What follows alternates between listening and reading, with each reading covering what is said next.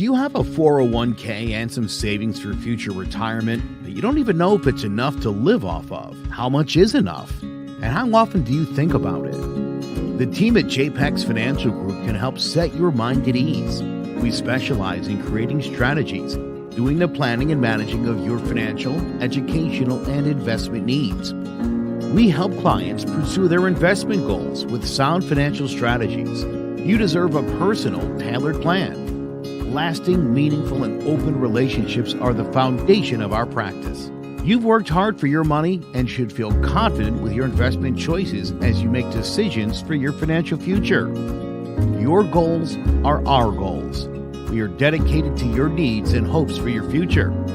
Visit our website or give us a call at 860-430-5397.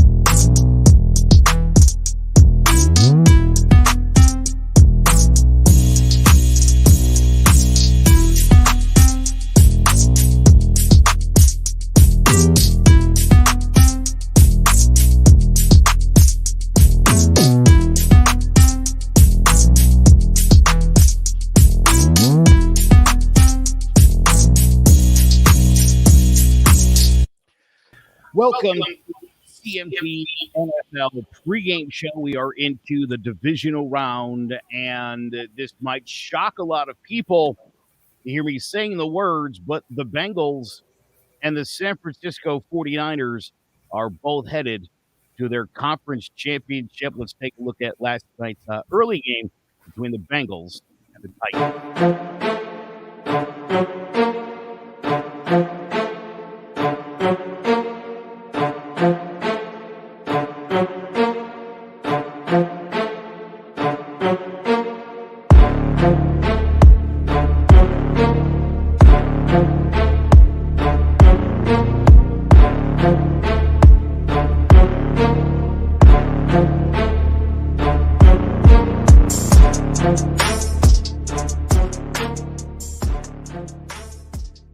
Derrick Henry not really a factor in this game, a 19-16 loss, and a big loss to me as far as the Tennessee Titans may never be the number one seed again, at least not in the Tannehill-Henry era.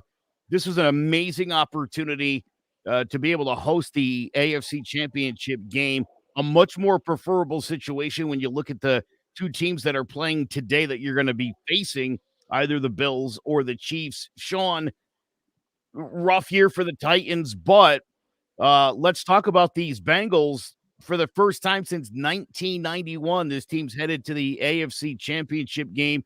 Most people kind of thought this was the weakest team left in the playoffs. They proved otherwise. Yeah, definitely. And it wasn't just their offense either. Their defense containing Derrick Henry was definitely huge. They got big contributions from their D-line. DJ Reader especially, they were able to contain him, which was huge. And then obviously you get a couple big plays from Jamar Chase. Joe Mixon was kind of bottled up in the first half, but he kind of got going in the second half. So, and then Evan McPherson, you can't say enough about him, the rookie kicker, kicking 4 field goals. I think he was the MVP of the game. So, definitely a crazy, like Sanders saying, ice in his veins. He's got it.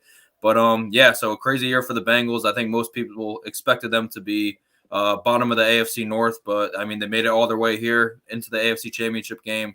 I saw a stat that it was the first road playoff win of their entire existence. So I was shocked by that. I thought maybe in the Boomer Esiason days they would have won a road playoff game, but huge for them. They're in the AFC Championship game, and who knows from here? I think Bills or Chiefs would be favored in this game, in the AFC Championship game. But, I mean, the Bengals, it seems like a kind of team of destiny vibe, so maybe they can keep it going. And as long as they got Joe Burrow, they definitely got a good shot.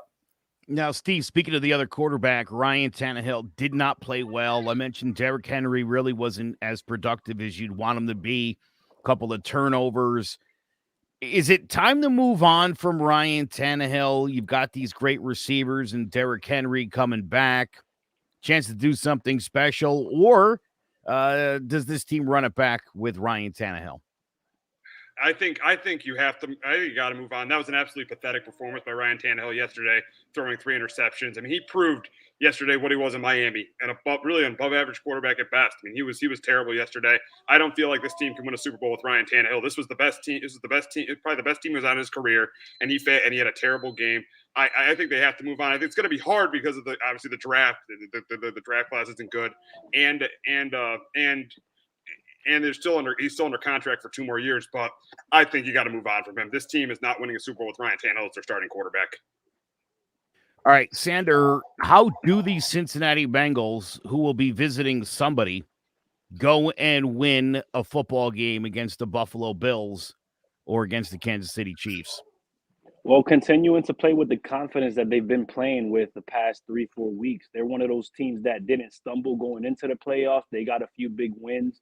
Remember, I think close to the beginning of the playoffs, they beat the Chiefs. So they was one of those teams that got hot going into the playoffs. So, and they've been able to ride that momentum all throughout. 2 straight road games.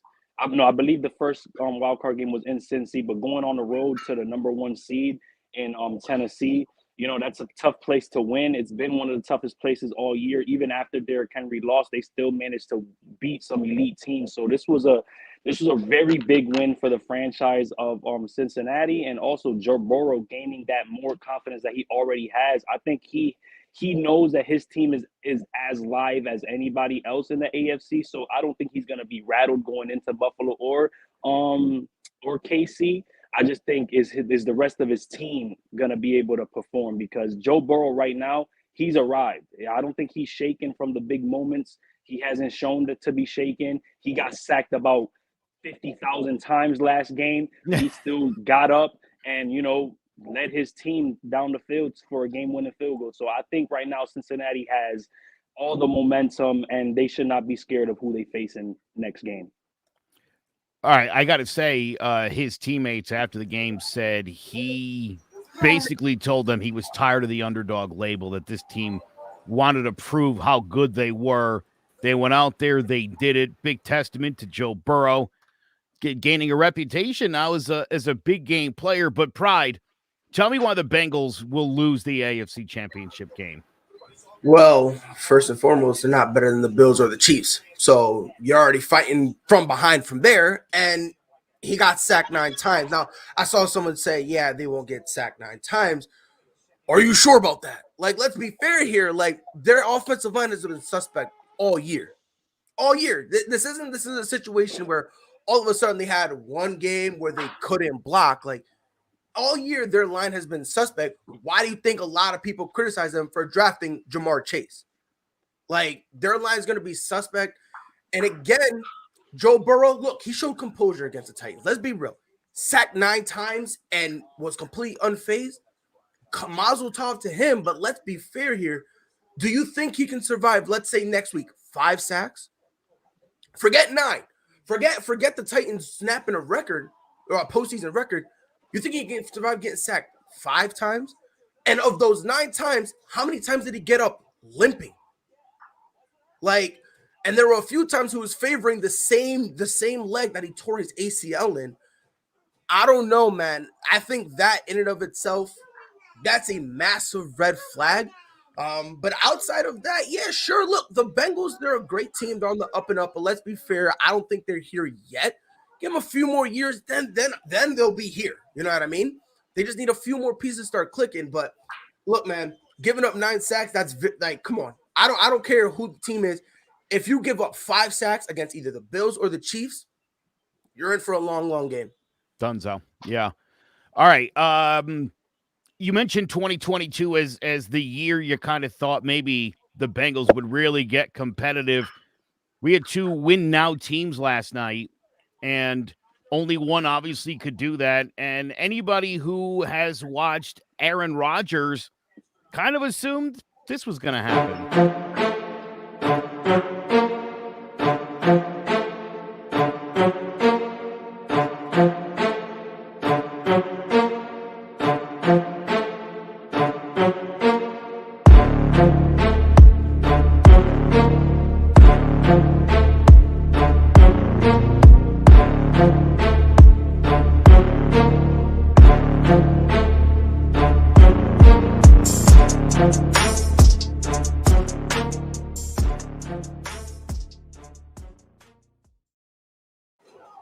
a game I definitely saw coming, and I got to tell you, as this game crawled, the Packers scored on their first drive and couldn't get back into the end zone the rest of this game. Big testament to how good San Francisco's defense is. There was concern they got some injuries. How good would this team perform? Once again, though, and I've seen a lot of people, they don't want to pin this on Aaron Rodgers. Aaron Rodgers doesn't play defense. Aaron Rodgers, blah, blah, blah, blah, blah, blah. 10 points is not enough in the playoffs. And you're Aaron Rodgers. You're the MVP. You're the all-state guy. That's got nothing to do with anything. I just wanted to throw that out there.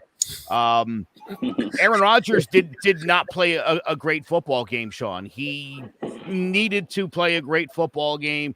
My concern going in was, would this team run the ball? Jace Garcia assured me that the Jones-Dillon connection would be just fine. Also not necessarily the case. So what happened here with these Packers? And we'll get to the bigger story here, but just again, a number one seed bumped. What happened? The 49ers made adjustments on defense. Following that first drive by the Packers, they marched right down the field, and I was thinking to myself, it's going to be a long day for the 49ers because I thought the Packers were just going to continue that all game, but they made huge adjustments on the defensive side. Nick Bosa looked good coming back from that concussion protocol. Arik Armstead had a huge game getting pressure from the interior, and they made Aaron Rodgers uncomfortable. The secondary also played great. They were able to get Devontae Adams involved, but the rest of the receivers and tight ends were a no-show for the Packers. They weren't able to get the ball to them at all. And Aaron Jones, aside from that big receiving play, they weren't really able to do anything either. So I think being without David Bakhtiari definitely hurt them. He came back last week, but then wasn't able to go this week with the ACL injury. So definitely just a terrible loss for this Packers team. They heard a lot about losing the NFC Championship games, but this year they weren't even able to get there after securing the 1 seed, having a home game at Lambeau, being close to 0 degrees. They had all the advantages going their way, but in the end, it was the concern around their special teams ended up doing them in the end. Obviously, that block punt and the block field goal earlier in the game hurt them, and it's the reason they're not going to the NFC Championship game. So kudos to DeMeco Ryans, the 49ers defensive coordinator. He did a great job. I'm sure he'll be a head coach at some point in this league. But, they made some adjustments, and they were able to weather the storm, and now they're in the NFC Championship game. So kudos to them. I want to get into the Niners and how they played and how good they are. But, Steve, before we do that, let me ask you, is this the last time we see Aaron Rodgers as a starting quarterback for the Green Bay Packers?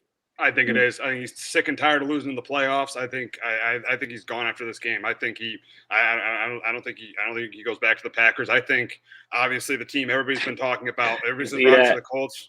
That's possible, but I think the team that where if he doesn't sign with the Packers, the team he's probably going to go to, and the team I think he's going to go to is the Denver Broncos. It's so obvious they need a quarterback. They got a really good defense, and I think you saw what Tom Brady did, last year. Went somewhere else, won a Super Bowl. I feel like he's going to do the same, and I think he's going to. I don't know if he's going to win a Super Bowl. I feel like he's going to do the same. He's going to leave Green Bay. All right, Sander, let's talk about this San Francisco 49ers team. That's a good football team, and they don't do things the way most teams do it in 2021 in the NFL, or 2022 now. Excuse me. I keep forgetting.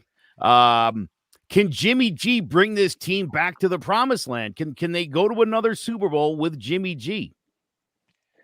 Yes, they can. And it's not led by Jimmy G. It's led by that phenomenal defense. I mean, to hold the Packers to just 10 points, opening drive touchdown, and not let them score another touchdown all game, that just speaks volumes to how great the defense played. A lot of questions coming into this game with Nick Bosa after suffering that concussion in the Dallas game. He still managed to be out there and do enough to disrupt that offensive line, make Aaron Rodgers uncomfortable.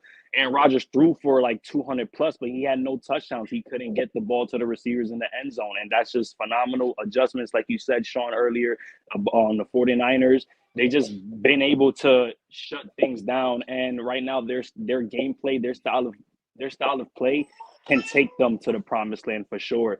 Good defense, running the ball. Deebo Samuel being the utility player that he is.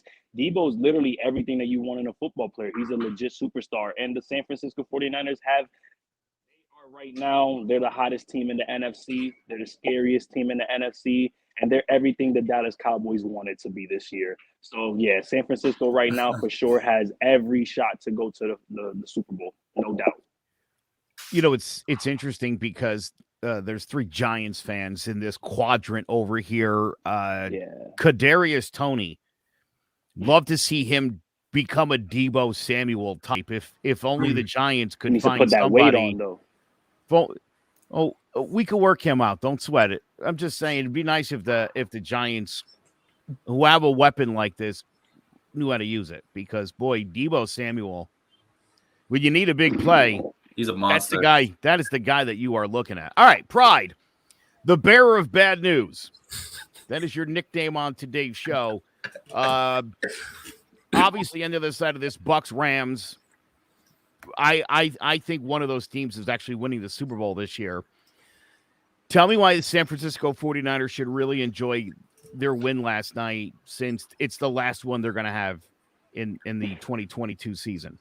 So Jimmy Garoppolo is either going to have to go play against that Rams defense, or he's going to have to go play against the man that the Patriots picked over him.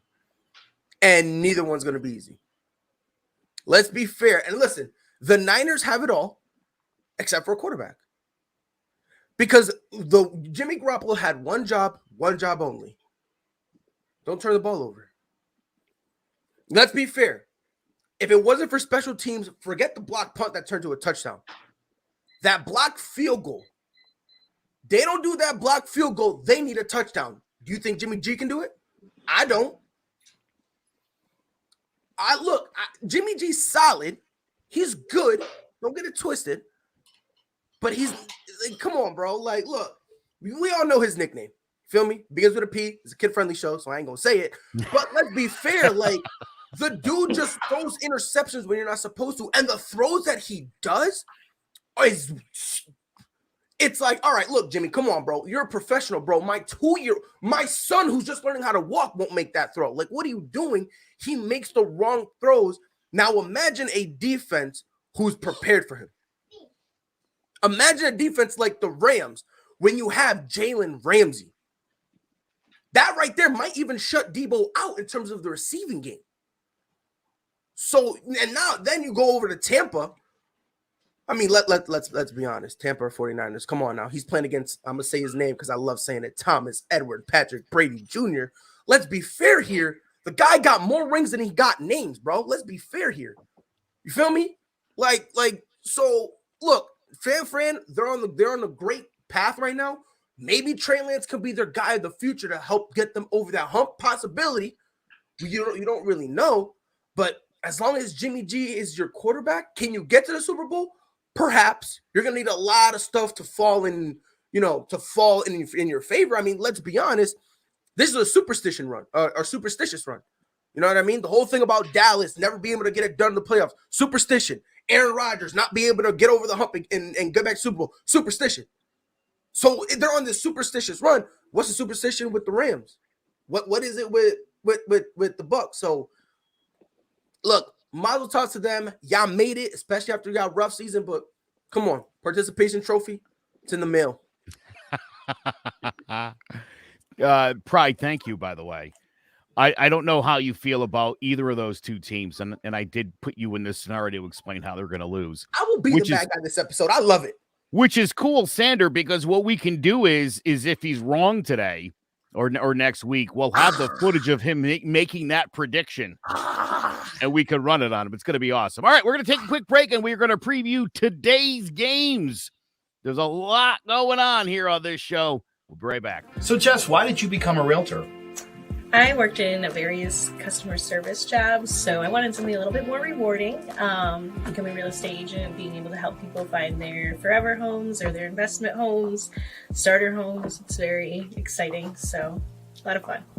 Now, you've gotten off to a really good start in your real estate career. What has been the most rewarding part of this for you so far? Helping people, especially like first-time home buyers, finding their first home. They're so excited. I'm so excited to help them. So it's a nice, rewarding part. What is it that you think makes you different than other real estate agents? I think that my various roles in customer service has helped me. So I like to ask a lot of questions and I want to know what I'm doing. So I think that helps a lot because I'm not going to steer people the wrong way. I'm going to make sure they have knowledgeable decisions and help them find the right home. Last thing I'm going to ask you is, and I know these are words that you live by, but the mantra at CTBD Realty is? People over paychecks, do the damn thing. And that's what we do.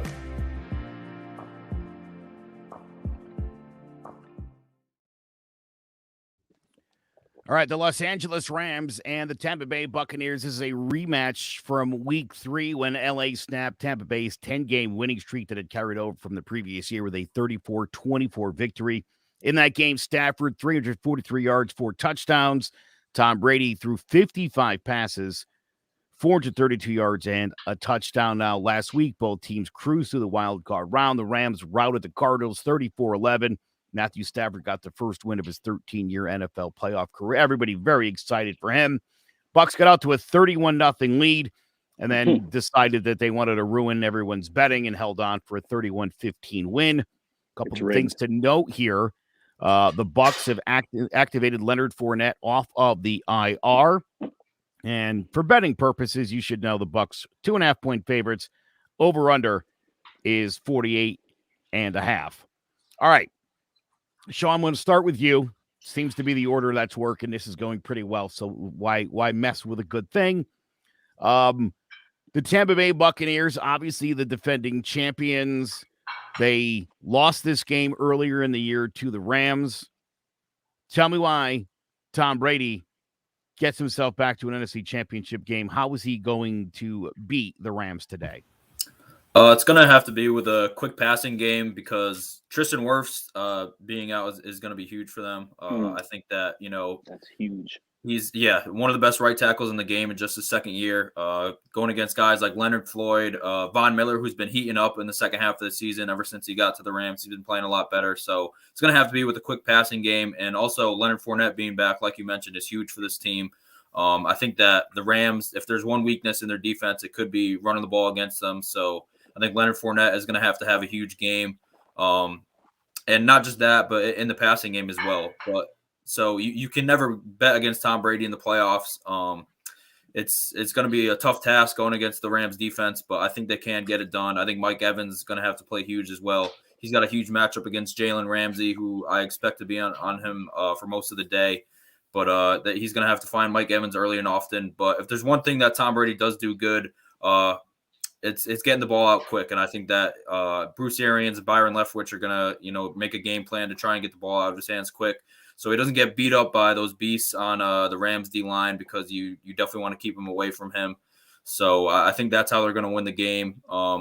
Get the quick passing game going, keep Tom Brady clean in the pocket, and then try and score some points from there and hope the defense holds up against Matthew Stafford.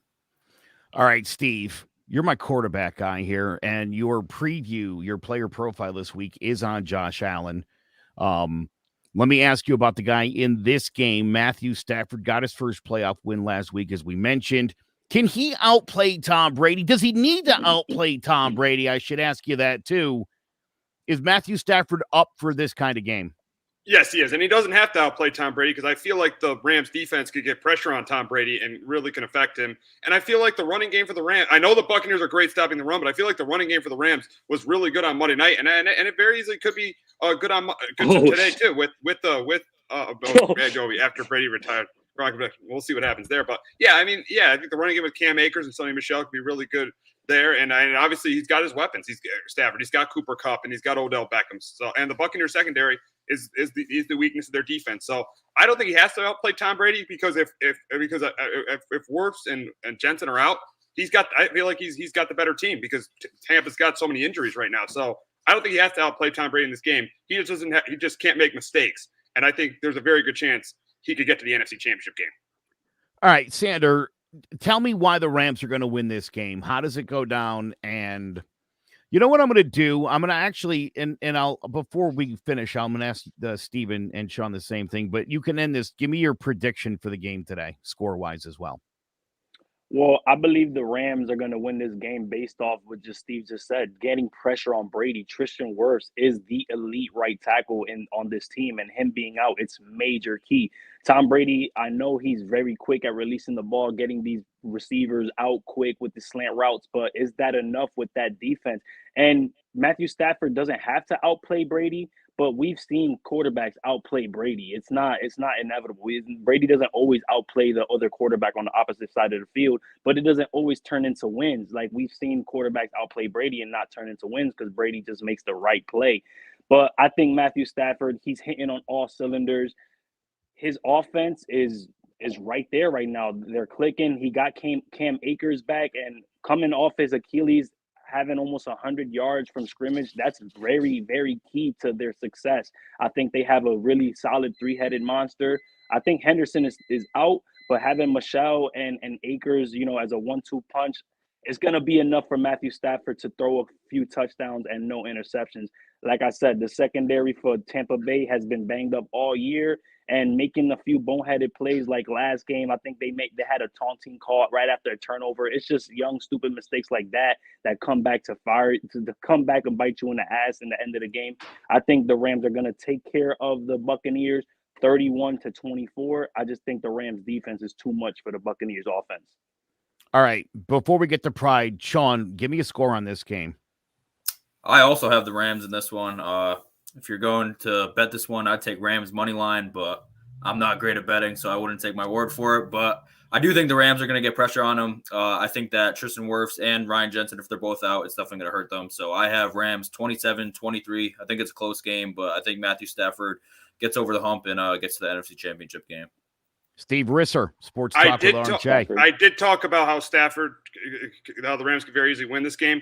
But I just can't go against Tom Brady in a spot like this. I just think the difference is going to be the running game. I think it's going to be the running game of Leonard Fournette. I think he's going to have a pretty good game on the ground. I think the Buccaneers are going to be the team that runs the football better. That's why, and I think their defense is going to make that big stop at the end. I think this is going to be a game where it's close, that down to the end, where Matthew Stafford's going to have the ball in his hands, and he doesn't get it done. I just cannot go against Tom Brady. I got the Bucs. I picked him before the season to win the Super Bowl. I got him moving on to the NFC Championship game, winning 24-20. All right, Pride, tell me what you think the score of this game is going to be, and then tell me why the team that wins this game is headed to a Super Bowl. It's funny how you put pride and think in the same sentence. I don't usually do that. I don't usually do that. But for you, Joe, I will. I love it. I will attempt it. So, first and foremost, I got the Bucs. There's 3 things in my life I will never bet against, ever. That's against my mother, because then that's me implying she's a liar. 2, my fiance, because then she'll hit me. And 3, Thomas, Edward, Patrick, Brady, Jr. I will never bet against this man. There are 3 animals that I love. Dogs, because they're my best friend. Monkeys, because I agree with one. And goats, because me and Tom hang out all the time. You feel me? I will never in my life go against Tom. Leonard Fournette coming back, I think he'll give you enough of a run game where you can utilize some play action. Listen, Tom don't care. He'll go deep if he has to. I think they have enough to go short. Let's not pretend that Mike Evans is trash all of a sudden. We need to stop this narrative that, yeah, he wasn't getting his touches, but when you see all the talent they had, he had to sacrifice. I'm telling y'all, Mike Evans, at worst, top 10. He still has a legit number 1. He's got a solid run game, which, again, doesn't have to be all world. They just have to do enough to buy Brady that 1 extra second that he needs. And you still have, I don't care what anyone said. I was talking to somebody. I like Scotty Miller. I like him.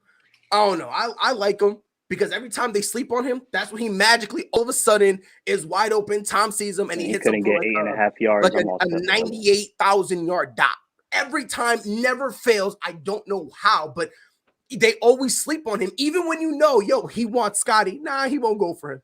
And the one time you don't think so, he'll go. Obviously, he still has Gronk. Obviously, it's going to be tough because that offensive line. But let's be fair. We've seen Brady work with an offensive line that's been banged up and nicked, and he's made adjustments, and he's done what's needed to be done in order to secure the victory. So I'm going to go 21-27, Buccaneers. And why are they going to go to the Super Bowl? Joe, I answered it. They got to play the Niners. Yeah. Like, come on, man. Like, and look, listen. Again, I don't want to be an anti. By the way, Trey, if you're watching this, I apologize. I'm not trying to be an anti-49ers dude here. But let's be fair. They're playing against the Niners. Both these teams, I believe, are better immensely. And I think they're better in terms of talent, and I think they're better in terms of coaching. And I think the gap all around is too much for the 49ers to overcome. Like I said, the Niners been on a little superstition run. There's none here, so I think their road ends here. So that's why I believe whoever wins this game has got a straight cruise line to the Super Bowl. I don't know why Ovulwaniz just didn't come on the show today. The offer is always out there. He likes to live in the comments, which is great. And just so everybody knows, after the game tonight, after the second game tonight, all 4 downs will be going live. So make sure you check them out on Facebook and Twitter and everywhere else. You can also find them on all the CMG apps. So that will be tonight, immediately following the Bills versus the Chiefs game. They went live last night, and I want to talk about Aaron Rodgers for a minute. Just group discussion here just for a minute. Bad man. Have you ever seen somebody go from hero to anti-hero as quickly as Aaron Rodgers?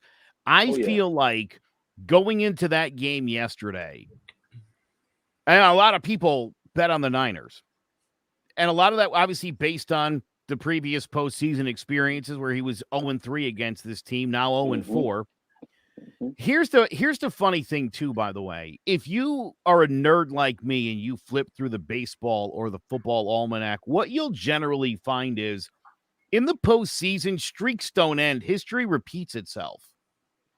I felt 100% confident that Green Bay was going to lose yesterday. Because in my mind, I'm thinking in the great annals of history, when I'm flipping into that book, when I'm on my deathbed, there wasn't going to be and then Rodgers got him back. That wasn't going to happen. You know, just like when the Giants played the Patriots the second time, I knew the Giants were going to win. There was no way. Oh, and then Brady tied it up. No, he's not going to extract his revenge. It's not going to happen. It's the postseason. That's just not how things go. But Aaron Rodgers came into this season. He had the hair. Obviously, all the talk about him trying to get out of Green Bay, get off to a terrible start in game 1. They start playing very well after that. Then the whole vaccination thing comes up. Maybe the guy really should just think about Jeopardy. You know, and honestly, Sean, I hate to say it, but I feel like this guy is very disliked now.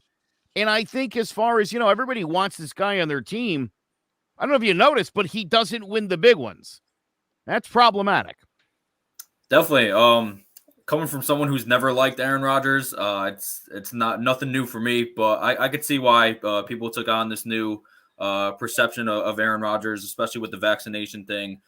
Just the whole episode that happened before the season of him, not coming back to the Packers, not getting along with the GM, and then finally he comes back. And then, like you said, that week 1 loss, it looks like, oh, crap, like the Packers run has really ended. And then they get off to that great run after that. They get the 1 seed, and it seems like, hey, maybe this is the Packers' year, which I really thought it was. I thought this is the year that they get over the hump. I thought Aaron Rodgers was going to be able to get it done, but it's like you said, history repeats itself. And ever since that Super Bowl where they beat the Steelers, he's just been, getting these great teams to these 1 seeds, 2 seeds, into the NFC Championship games, and then it just all comes crashing down on him. So it's definitely tough for Packers fans to take. Definitely tough for Aaron Rodgers. I think that he may have to hit up Ken Jennings for Jeopardy and say, hey, it's time for the new sheriff in town here. But if he doesn't, I agree with what Steve was saying earlier. I think it's time for him to move on to a new team. I think the Broncos would make sense. I think the Steelers would make sense. Another team that is kind of just a quarterback away. They have the defense and good playmakers in place. So if he doesn't end up going to Jeopardy, I think that he has to move on from Green Bay because it's just not working out. They've had 3 straight 13 winning seasons. They're set up for great success in the playoffs, and they haven't been able to get it done. So if Aaron Rodgers really wants to get one last dance, which he said this was the year that it's going to happen, I think he has to do it somewhere else than Green Bay, Wisconsin. Steve, for the last 30 years, this organization, the Green Bay Packers, have had 2 of the great quarterbacks, statistically speaking, of all time. They have 2 Super Bowls to show for that. Explain this in your best Steve thoughts. Yeah, I think the organization, I mean, Rodgers and Favre, obviously first ballot Hall of Famers, great quarterbacks. I think the organization is a little overrated, I think, because, you've seen the Packers. They haven't even drafted a receiver in the first round. So I feel like, especially when they were at Rodgers there, they've been very Rodgers reliant with their defense have been a little shaky. Outside of Devontae Adams, the guys around have been a little bit shaky. So, but still, I mean, I think that this proves that Aaron Rodgers is not. I mean, he's not in the Joe Montana, Tom Brady class. He just isn't. I mean, he's a great player. He's a first ballot Hall of Fame. He's just not in that class. But for them not making that is a little bit of a disappointment for the organization, for them only making 2 Super Bowls in 30 years with that good of quarterback play. When you have that good of quarterback play, you should be making more Super Bowls. I mean, winning 2 Super Bowls. They made 3, but winning 2 Super Bowls in 30 years. Right. Well, and in that same time span, the Giants have 3. Yeah. So and in that same span, Dallas has 0. Well, I wasn't even going to bring that up. I just thanks for doing that. Sander, how do you feel about this guy? First of all, I don't know if I even know how you feel about Aaron Rodgers. Aaron Rodgers is going to be a top quarterback in the league. I mean, he's going to put up the numbers. He's going to put up the wins. But you touched on something earlier, Joe. He just can't find a way to win the big one or the one that matters. In a game where you're the 1 seed, they're coming to your frozen tundra. Everybody's like, damn, who's coming to Green Bay and going to beat Green Bay? 10 points is just not enough. Like, you have to find a way to put more points on the board. And I give credit to both defenses because Green Bay's defense played very well. They just weren't able to get more stops than San Francisco's defense. And when you have a defense like that, there's no excuses for why your offense is only putting up 1 touchdown and a field goal in an entire game. There's just no excuses for that. I think Aaron Rodgers definitely dropped the ball because he had the opportunity. I believe even after San Fran threw that pick and the Green Bay Packers were able to move down the field, but San Fran's defense stepped up again and got the stop. That's just things that can't happen when you're a number 1 seed. I don't think Aaron Rodgers is done as being an elite quarterback. I think his run in Green Bay is done, but let's be real, guys. I don't really see anywhere that he goes. Even if he goes to Denver, I don't think he's going to be as successful as he is in Green Bay because you're going to be playing Mahomes twice and you're going to be playing Herbert twice. That's really tough, especially for a guy like Aaron Rodgers that's trying to be in a win now situation. I just don't know where else he can go that's going to put him in a better position to win a Super Bowl, even if Green Bay hasn't put him in a Super Bowl in the last 4 or 5 years. Pride, Aaron Rodgers, thoughts. Is he better than Pat Mahomes in the Allstate commercials? No. Not even close. Nah, he needs to get discount double checked off that team because every single time it's insane to me how Aaron Rodgers gets a constant poor Aaron. I feel bad for Aaron. Any other quarterback, we're slandering his name. Let's be fair on what Aaron Rodgers does every year. He tries as hard as he can the first half. When he sees the writing on the wall, he does everything in his power to make sure he looks clean so he could point the fingers everywhere else. Unfortunately for him, this year, can't do that. This year, you got to wear it. This year, you're the one who missed Devontae Adams wide open that could have been a touchdown. You can't put that on nobody else. You can't say, oh, yeah, he dropped it. Nah. You overthrew the mess out the ball. Only way Adams could have had it is if he was 10 feet tall and ran a 340. The only way he would have had any semblance of a chance to get that ball. And Aaron's just looking at him like, like I've been saying this forever, and the only people who didn't listen to me were people who just don't watch football. Aaron Rodgers is that guy. Aaron Rodgers is that. He's not that guy. I done been telling people he's a one-hit wonder. He got his ring, and now every single time he sees the writing on the wall, he does what he can to make sure he looks cute. He looks adorable. Hey, look, I went 20 for 29. Look, I played great. Nope. The only people who believe him are the people who don't watch the game. And that's why Aaron constantly gets this pass, because a lot of the football watching community are casuals. They don't really watch the game. They don't understand how to break down the game. It's just more along the lines of Aaron Rodgers. Oh, man, Aaron Rodgers. He's got to be great because his name is Aaron Rodgers. It's like the same thing that we used to do with Peyton Manning. His last year, he was horrible. Let's be fair here. He was horrible. But because he was Peyton Manning, people who don't watch football just think Peyton Manning, always great no matter what. He's phenomenal. He's great. And that's really what we have here with Aaron Rodgers. Listen, first ballot Hall of Famer, no debate whatsoever. Let's not act like the guy's horrible. But when he sees the writing on the wall in the playoffs, that drive, that will, that desire for him to try to win, you don't really see it like when you do in the regular season. And the regular season, he'll be down 15 with 2 minutes left, and he'll run a 2-minute drill like nothing you've ever seen before. You put him in the playoffs where he feels things ain't really going my way. I'm not saying he caves, but he just doesn't care. He just goes, all right, cool. I'm just gonna make sure my stats look fine. And if we lose, you can't blame me. I've been saying this for a few years now, for like 4 years now. And every time I've said it, people gotten mad at me. And listen, I've been hating Aaron Rodgers since before it was cool. Okay? I've been hating him before this whole stupid vaccine thing. I was screaming, listen, he's never going to win in the Super Bowl. I told people it's more likely he's going to leave the Packers if he ever wins Super Bowl. He'll never leave. I'm like, look, man, I'm telling you. And even if he leaves the Packers, I don't think he's winning a Super Bowl. I really don't. Because I think this year was his best year. The Packers bent over backwards for him, gave him everything he wanted, got a stacked offense and a stacked defense. And by the way, don't give me nothing about the special teams, because let's be fair here. If you leave the game in the hands of special teams, you already messed up. Let's be fair here. If you leave the whole thing in terms outside of a field goal, but if you let a block punt determine the game, if you come on. If that's really what you're doing, you're lagging, and with all this talent, it shouldn't have been down to that. So Aaron Rodgers, he's got to wear it, but we all know he won't. There'll be excuses, and then the vicious cycle all over again. You know, it's funny. I think people really do fall in love with numbers. You know, I hear a lot of Giants fans clamoring for Deshaun Watson, despite the fact last time he started a full season, he was 4-11. Sean's like, no, as the starter. No, please. Yeah, right. No. Never mind all the lawsuits and allegations, but he went 4-11. He had to put up some great numbers. That same year, Mitch Trubisky was 8-8, and he was in the postseason. And the numbers didn't look as good, and he didn't play as well. But at the end of the day, sometimes we value wins and losses, and sometimes we're enamored by numbers. When it comes to Aaron Rodgers, people are blinded by the numbers.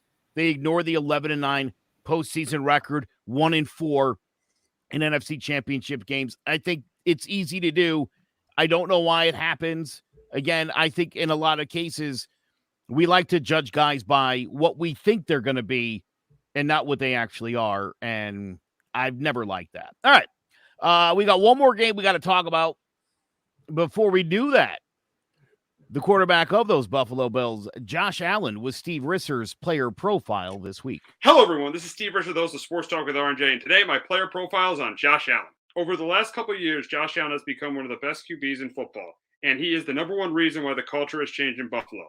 Allen has all the tools to be a great QB for the next decade. He's got the size, he's mobile, he's got a great arm, and he's good at the line of scrimmage.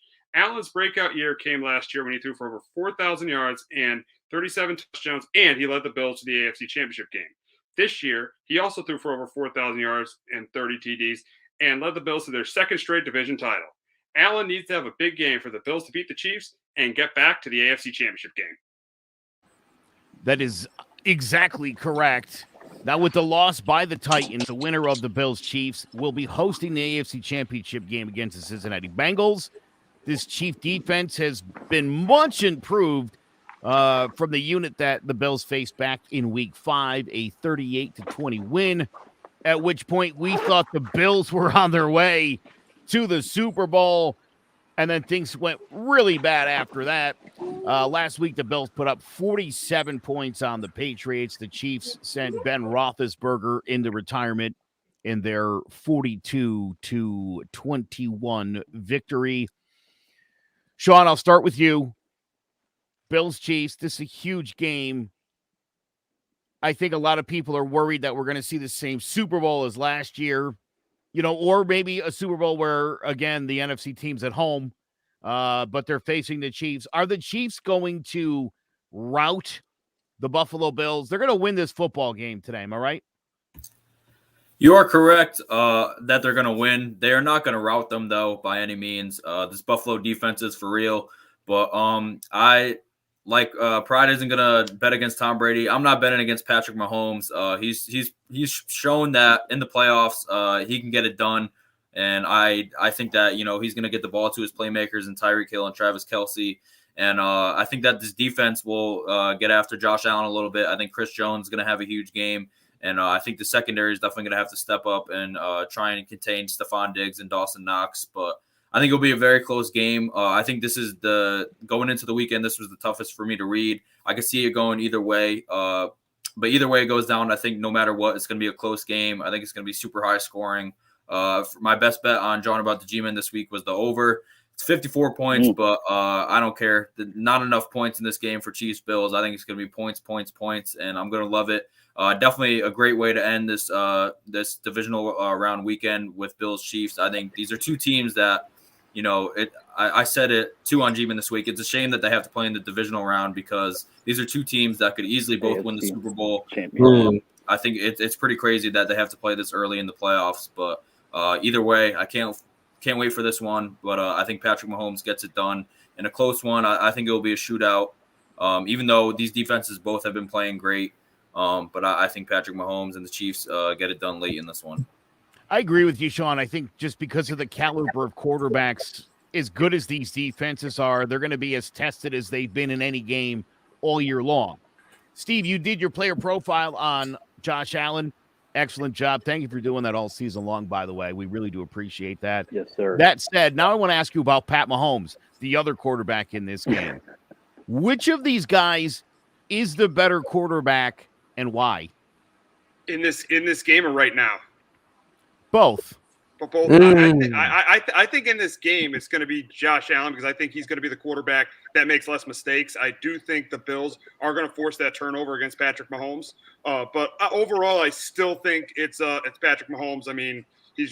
Josh Allen is starting to get closer to him, but Patrick Mahomes, he can pretty much do everything. He's great. He's mobile. He's great at the line of scrimmage. He has a great arm, and he has that Super Bowl championship. So I would give Mahomes the edge overall. But today, I think Josh Allen has the better game, and he outplays Patrick Mahomes.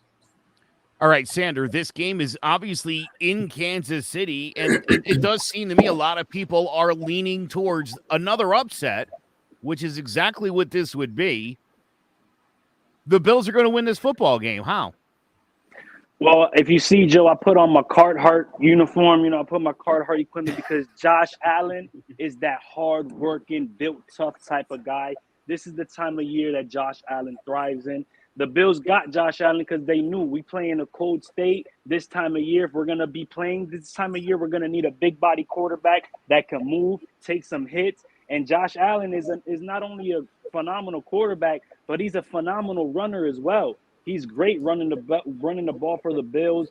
I'm gonna say it right now. I think the Bills they don't rout the Chiefs, but they put up way more points. I think the Bills are going to win 41-31. I think the Bills just have the Chiefs number this year. They did manage to beat the Chiefs earlier this season. And I think that confidence that the Bills have right now after coming off a really big divisional playoff win against the Patriots to let them know that we're the daddy of the division, I think they're riding high right now. Kansas City Chiefs. I still have question marks on their offense. I don't think their run game is good enough to help Patrick Mahomes have another dimension to the team, have another dimension to that offense to help him win the game. As great as Mahomes is, I think he's still liable to throw one or two interceptions or turn the ball over more than Josh Allen. I think Josh Allen right now, his time is now, and he's going to bring that Bills team to the AFC Championship game. All right, Pride, I'm going to come to you in 1 second. Once again, Sean, let me ask you, give me a score on this game. I got Chiefs 34, Bills 30. Okay, and Steve, give me your score in this game. I got Bills 34, Chiefs 31. All right, I like it. All right, Pride. So I got 34-37 Bills, but there's a caveat to it. Who's going to be the leading rusher? That's my concern. Because if it's Josh Allen, you're getting smoked by 30. There's just no debate about it, right? If you don't believe me, we wrote them off. Why? Because they have 3 running backs in their backfield that they just never wanted to hand the ball to. They were a great run team with their quarterback. It was this weird thing where, like, on paper, it was easy to say, yeah, they run the ball. And then when you actually watch the game, it's like, Josh Allen runs the ball. Devin Singletary, again, their whole running back by committee thing, McKenzie, Zach Moss, and Devin Singletary, they don't got to be phenomenal. You don't got to each of them don't have to put up $140. They don't have to do it like the Niners do it. But you just need to have 50 to 60 apiece. So that way you add some level of dimension to your game. They were having the same problem the Rams were having. People thought they were getting exposed. Why? They were throwing the ball too much, and you have running backs that you can use. Rams started running the ball. All of a sudden, they look like a completely different team. Bills start running the ball, and all of a sudden, they just put Bill Belichick over and literally just spanked him for no reason whatsoever. They could have stopped, right? But they chose not to. So as long as they can run the ball, and there was a comment here that says the offensive line has been the key the last 4 weeks. That's true. Josh Allen has been kept clean, and that offensive line has been opening up holes for the running backs to literally be able to get at least 5 yards untouched. If they continue doing that, I think it'll be too much for the Chiefs to overcome. Now, just like how we were talking about the Buccaneers and the Rams, the winner of that going to the Super Bowl, it's the same thing here. I believe whoever wins this game goes to the Super Bowl. Now, the difference is I think the Bengals will put up a way better fight than the 49ers will in the NFC Championship. I think the Bengals will put up way more of a fight. But here's the thing. I don't know. Can this Bengals defense really handle any one of the offenses? I don't know, especially a Buffalo that actually uses their running backs. And again, if the Bengals lose, it's not the end of the world. There's a lot of people out there who just, I don't know why they're saying this. It's the dumbest thing I've heard in my life. If the Bengals lose, it's a failure of a season. They got to clean up. It's stupid to think that because they shouldn't be in the AFC Championship game. Let's be fair. They're literally doing better than what they should have been. In my opinion, they're 2 years ahead of like the timeline they're supposed to be on. So if the Bengals lose, all Bengals fans do not get mad. You guys are getting there. You found your franchise quarterback. You found your franchise wide receiver. You found your franchise number 2 in T. Higgins. You got a solid base. But again, I don't think they have enough to beat either the Bills or the Chiefs. But I'm going with the Bills, and it's only really, honestly, the only reason I'm going Bills is to piss off my friend Greg because he is a Chiefs fan, and we all know how much I like to get people mad, so I'm going Bills. Can you imagine what it must be like to go 30 years without a playoff win as a fan? Yeah, I do know how it feels. Yeah, no, I do know how that it was feels, a joke, Sander. That was a joke, and I was going to literally throw it at you. Yes, sir. All right, let's take one more quick break, and then we will wrap this thing up and get you ready for some football. So I spent 23 years in the Army as a squad leader, platoon sergeant, and so on and so forth. And when I came back from Iraq, I was welcomed by the VFW at the airport. And these guys were able to, one, guide me to my next destination. And they were also giving me, some boxes and stuff, the goodies and everything else. They took care of me. And I made it my goal that when I was to come back, when I was finished serving my country, that I would be the member of the VFW and do the same thing for our future veterans. I might not be wearing the uniform, but I'm still here doing some volunteer service. And I feel like that's very, very important. All of us veterans, we stand by each other.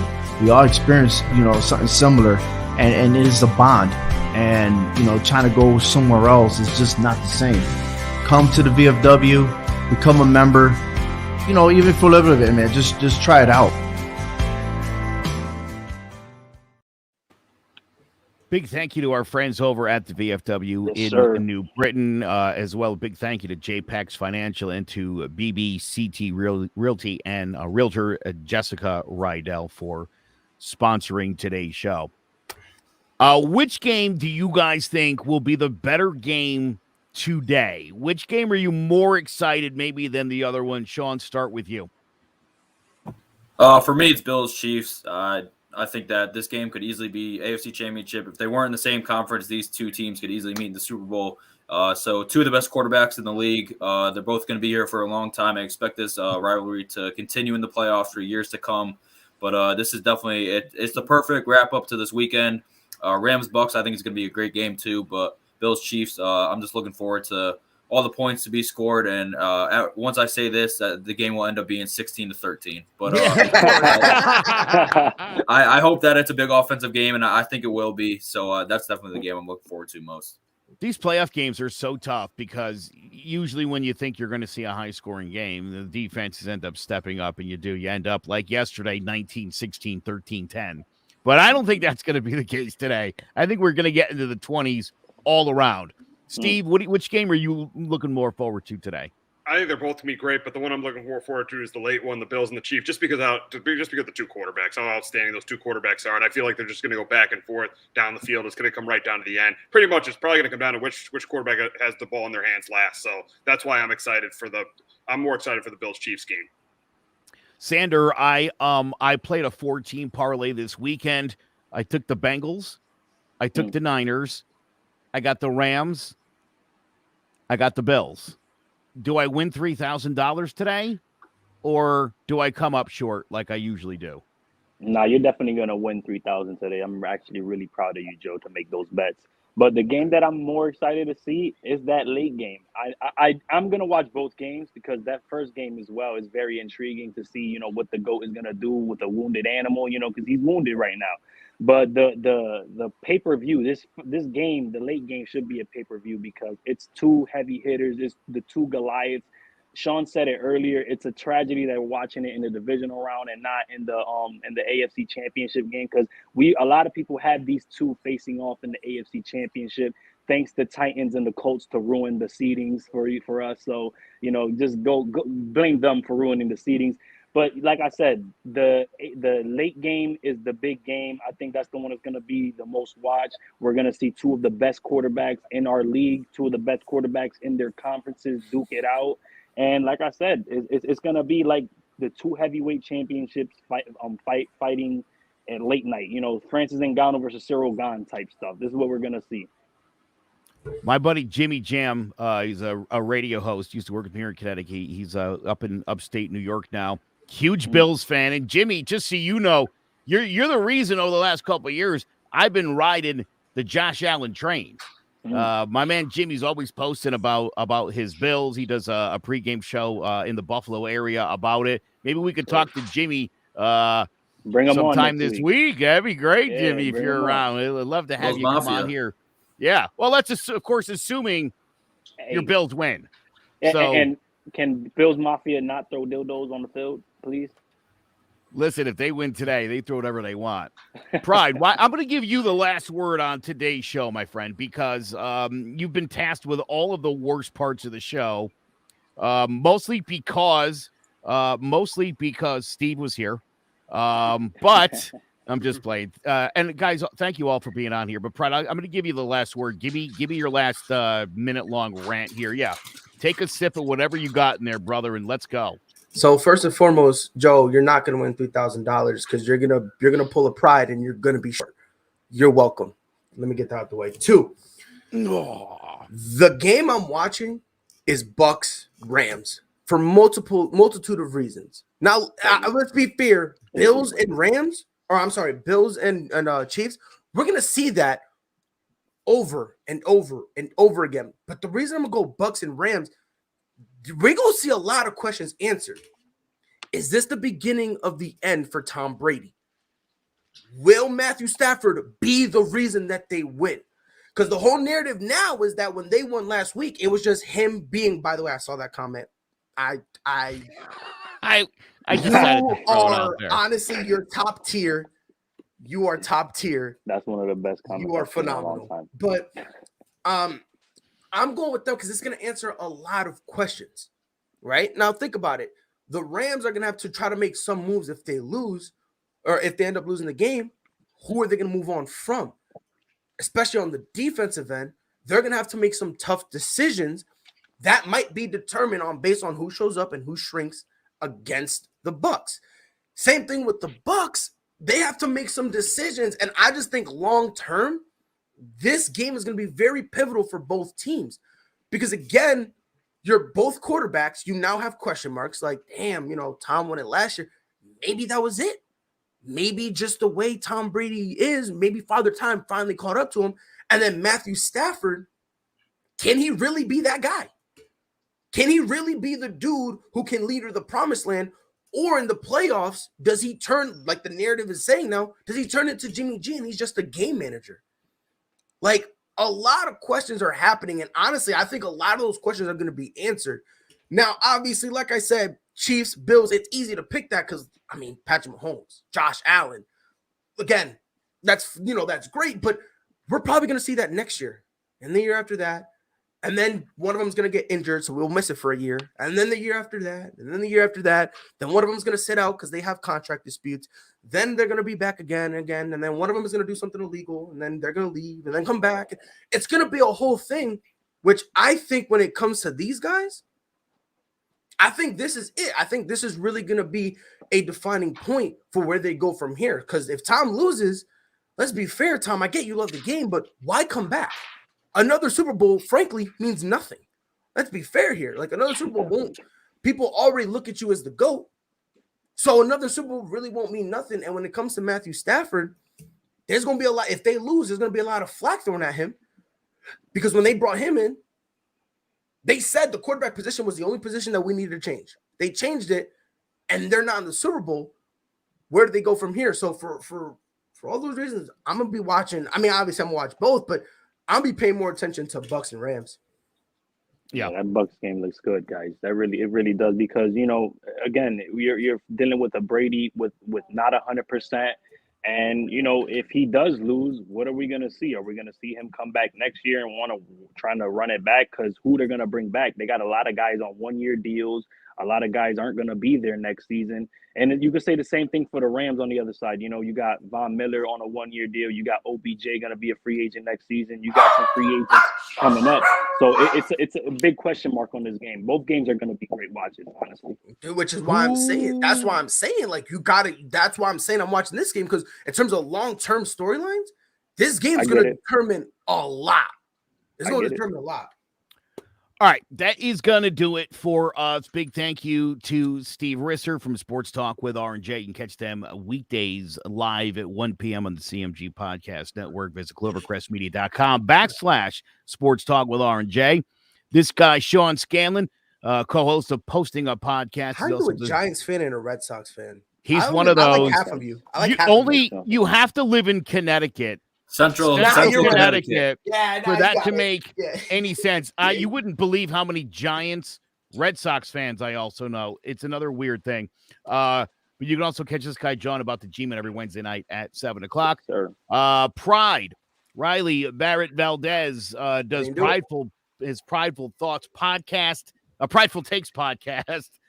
He does that Monday, Wednesday, Friday at 6 p.m.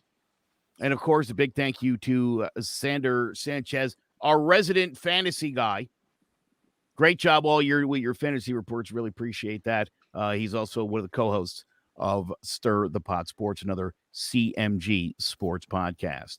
I'm Joe McGuire. That's going to do it for us. Again, for Sean and Steve and Pride and Sander, we will catch you next week on the CMG NFL pregame show. Enjoy the game.